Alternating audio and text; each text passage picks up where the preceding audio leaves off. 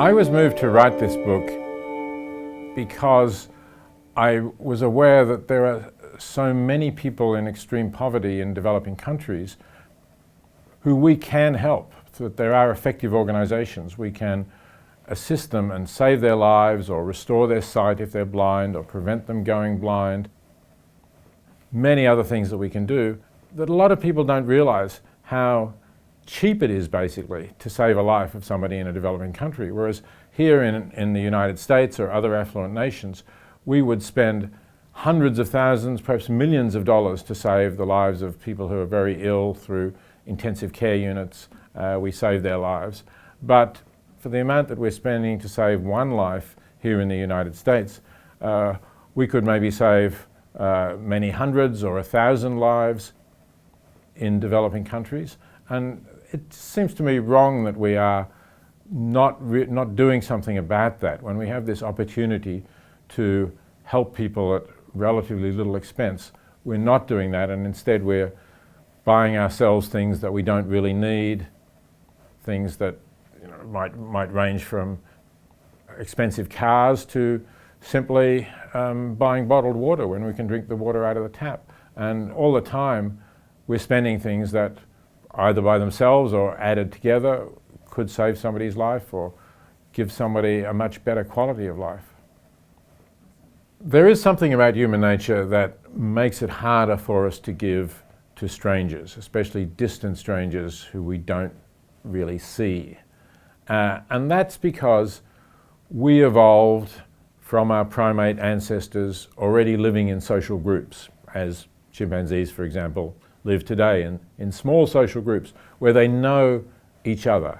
Every chimpanzee in the group recognizes every other chimpanzee in the group and knows that they're part of their group.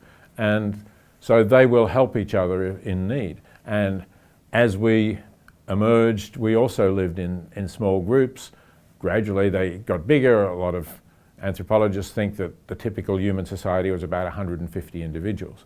But still, if you're living with 150 individuals all your life, you will get to know them all. And so you develop an ethic of helping other people in your group, and you develop a kind of emotional response to seeing their needs, and you would go and try to help them and meet their needs.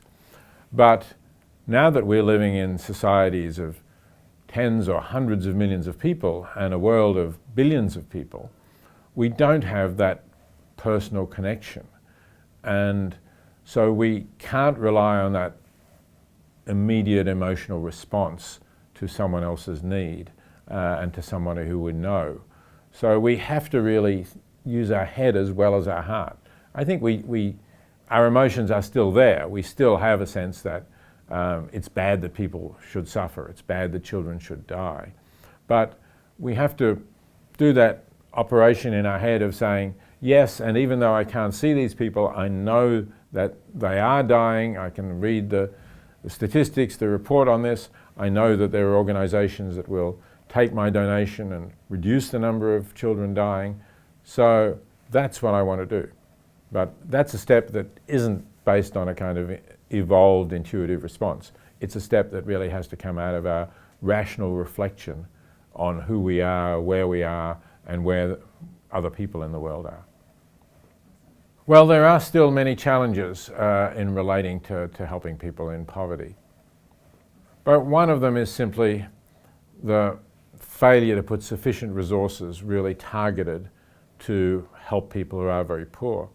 Now, I know a lot of Americans will say, hey, wait a minute, isn't our government the biggest donor of aid in the world? And aren't I already doing that through my taxes?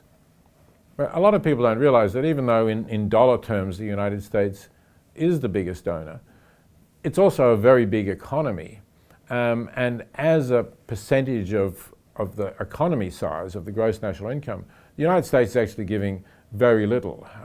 It's giving about 21 cents in every $100 that the nation earns. So, less than a quarter, a couple of dimes for every $100 that we earn. And that then doesn't look so generous. Plus, a lot of this aid is not targeted to helping the world's poorest people.